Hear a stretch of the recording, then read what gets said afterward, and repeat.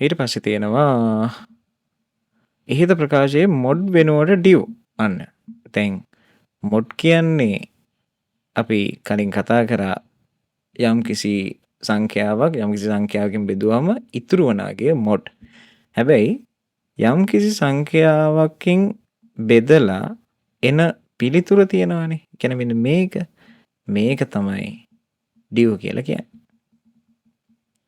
එතකොට යම්කිසි සංඛ්‍යාවක් යම් සංඛ්‍යාවකින් බෙදුවම එන පිළිතුර තමයි ඩියව් එක. ඉතිරි ශේෂය තමයි මොඩ් එක. හරි. එතකොට ඩියව් එක පාවිච්චි කරොත් බලමු. එතකොට දැන් අපි හදාගන්න ඕනේ මේක මොඩ් වෙනුවට ඇටි ඔක්කොම කරමු.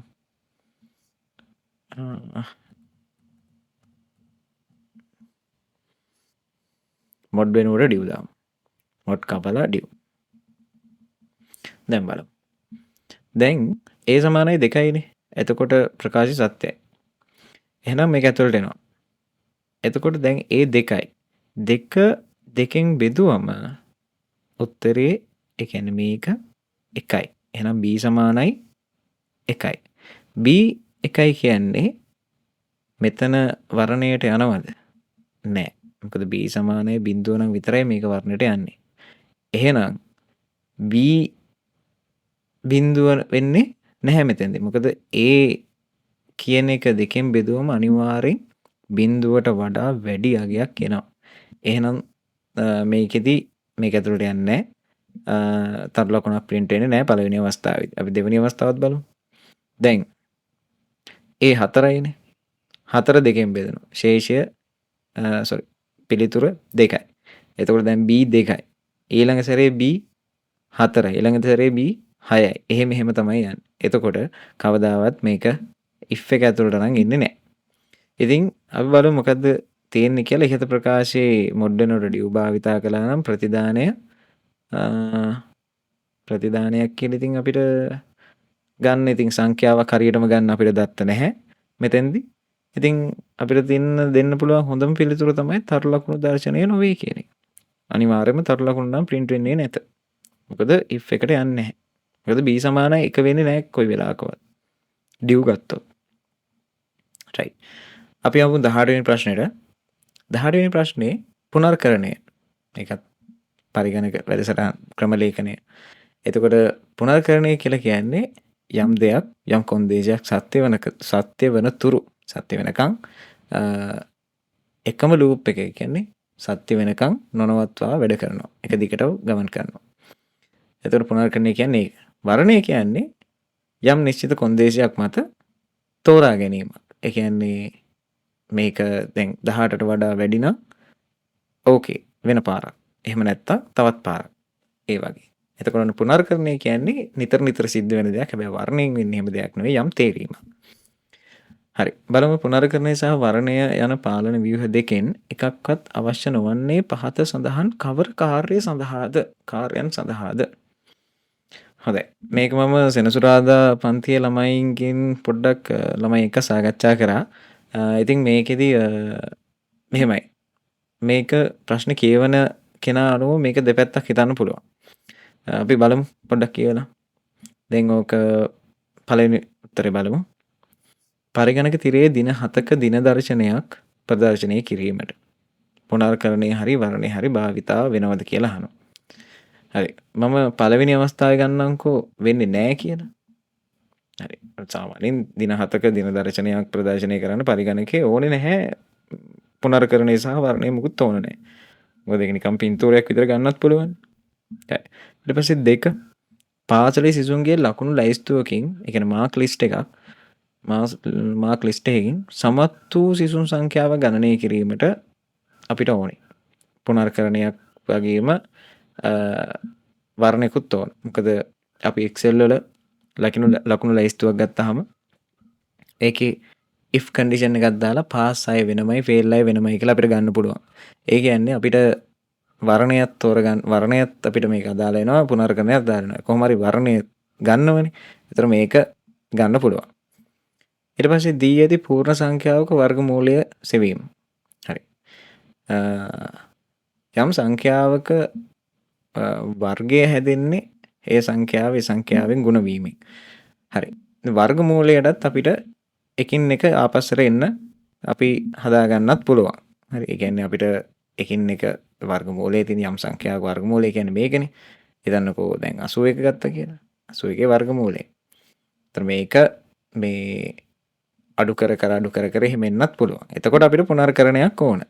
නමුත් නිතර නිකම්ම අපි සමීකරණයක් විදිහට මේක ඉදිරිපත් කරොත් උදාහරණයක් විදිහට මොනවා හරි සංඛ්‍යාවක වර්ගමූලය සමානයි මෙහෙම සංඛ්‍යාවේ අයිකන් එක දාලා තියෙන්නේ. කෙලින්ම එක වැඩයි.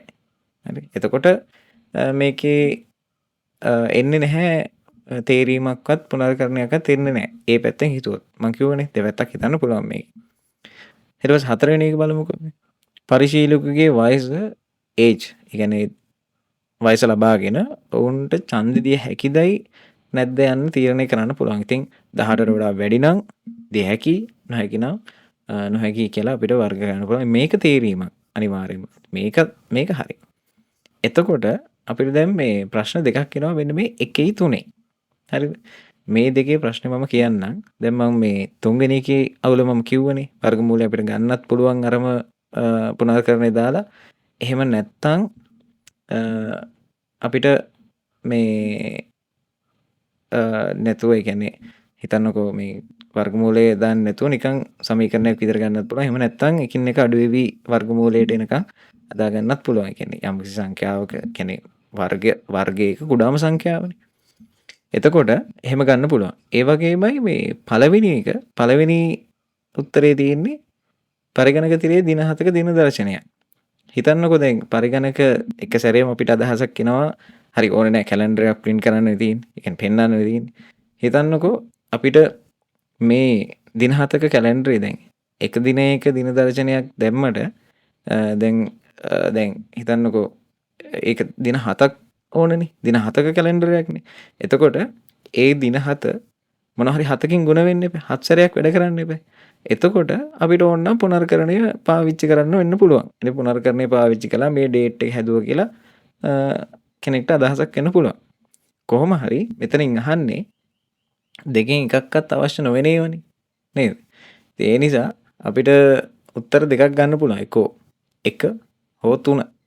ඉතින් මේක ඇත්තටම ප්‍රශ්නයක් තියෙනවා. ඉතින් ගොඩක් වෙලාවට සාධාරණ උත්තරය තමයි දැන් මෙහෙම හිතුවොත්. මොකද වර්ගමූලය කියන එක ඇත්තටම ගන්න පුළුවන් සමීකරණයෙන් ලේසියෙන්ම. ඉතින් ඒකට එච්චර දෙයක් නැහැ. ඒත් පරිගණක තිරේ දින 7ක දර්ශනයක් කියන්නේ මොනවා හරි අවුට්පුට් එකක් 7 සැරයක් මුද්‍රණය කරන්න ඕනේ, print කරන්න ඕනේ. ඒ නිසා අපිට පළවෙනි එක පිළිතුර විදියට ගන්න පුළුවන්. මම පිළිතුරු දෙන්න කලින් මම පොඩ්ඩක් පැහැදිලි කරේ මෙන්න මේ වගේ ප්‍රශ්න මේකේ අහලා තියෙනවා. ඉතින් මේක අමාරු වුණාට ඉතින් එහෙම අමාරු වෙන්නේ හැම ප්‍රශ්නයක්ම කොහොම හරි මේ වගේ ප්‍රශ්න අහුවොත් ඉතින් ඔන්න වගේ ගැටලු තියෙනවා. හොඳට කියවලා බලලා උත්තර දෙන්න. රයිට් ඒකට උත්තරය අපිට ගන්න පුළුවන් 18 එක විදිහට. මේක තමයි සාධාරණ පිළිතුර. හරිද? නැත්තම් දෙකක් තියෙනවා. 19 බලමු. 19 පුනර්කරණ වෘද්ධිය ආකෘතිය. ඉතින් මේක ඇවිල්ලා මේ තොරතුරු පද්ධති පාඩමේ ප්‍රශ්නයක්. එතකොට අපි තොරතුරු පද්ධති පාඩමෙන් අපි ප්‍රධාන ආකෘති දෙකක් ඉගෙන ගත්තා.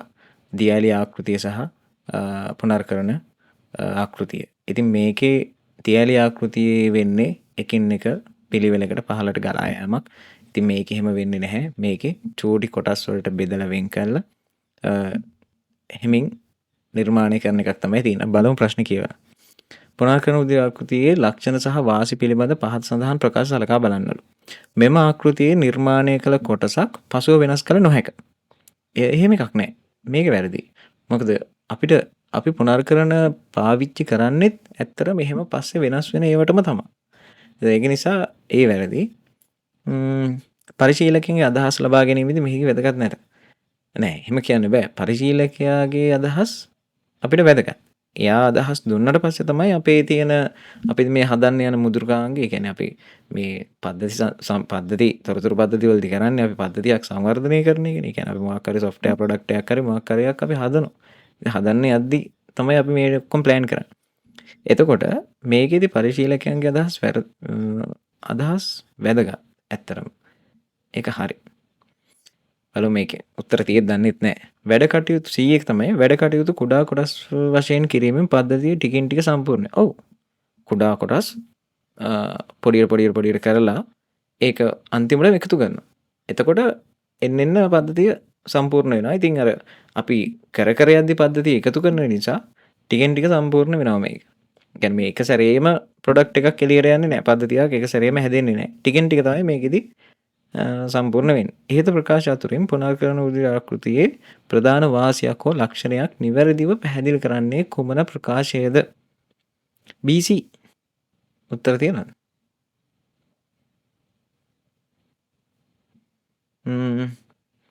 අන්න ඒකට උත්තර නැහැ.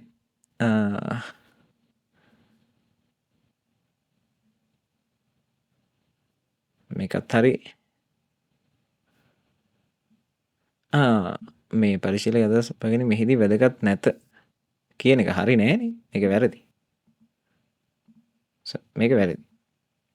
පරිශීලකෙන් අදහස් ඕනේ. ඒ කියන්නේ මේක වැරදි. C පමණක් සත්‍ය වේ. හරි. මේකේ 19ට උත්තරේ 3.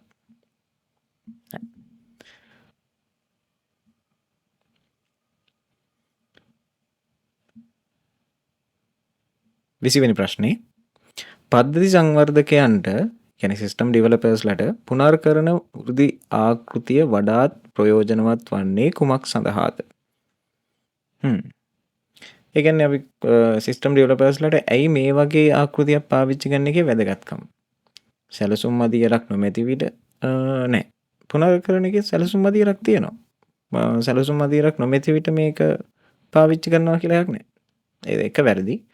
දෙක බලමු. පරිශීලක අදහස් මත සෑම අධීරක්ම සංවර්ධනය කළ යුතු විට. ඔව් සමහර විට පරිශීලකයාට ඕන විදියට කරන්න යද්දි අපිට මේක දියඇලි ආකෘතියට ගන්න බෑනේ. එතකොට අපි මේක කරන්න වෙන්නේ පුනර්කරන විදියට. චුට්ට තමයි හදන්න වෙන්නේ. එතකොට මේක පරිශීලක අදහස් මත හදන සිස්ටම් වලදී මේක පාවිච්චි කරන්න වෙනවා ඇත්තටම. ඒක හරි. තුන්වෙනි එක පද්ධතියක් ඉතා කිටි කාලෙකින් නෑ. පද්ධතිය මේකේ තියෙන ප්‍රධානම අවාසිය තමයි මේ පද්ධතියක් සම්පූර්ණ කරන්න ගොඩාක් වෙලා යනවා. දැන් සාමාන්‍යයෙන් දියඇලි ආකෘතියක් ගත්තොත් ඔන්න පොඩි ඒවට හොඳයි. ඒ කියන්නේ සාමාන්‍යයෙන් ඉතා කෙටි කාලීන ව්‍යාපෘති ඉක්මනට කරන්න ඕනේ ඒවා නම් සාමාන්‍යයෙන් පුනර්කරන නෙවෙයි මේ දියඇලි ආකෘතිය පාවිච්චි කරනවා. හැබැයි මේකට චූටි කොටස් වලට බෙදලා වෙන් කරද්දි චූටි කොටසේ පවා වෙනස් කරන්න ඕන තැන් තියෙන්න පුළුවන්. ඒතකොට ඒව හදලා ඒවායි ටෙස්ට් කරලා ඒවා මේ පිහිටුවලා ඩිප්ලොයි කරලා නේද ඒ ටික කරන්න කාලය යනවා. ඉතින් ඒක නිසා පද්ධතියක් කෙටි කාලෙන් නිම කළ යුතුට මේක ගන්නෙ නැහැ. මේක වැරදි. බලමු. 4 භාවිතා කරන්නන්ගේ සහභාගීත්වය අවශ්‍ය නොවන විට. භාවිතා කරන්නන්ගේ සහභාගීත්වය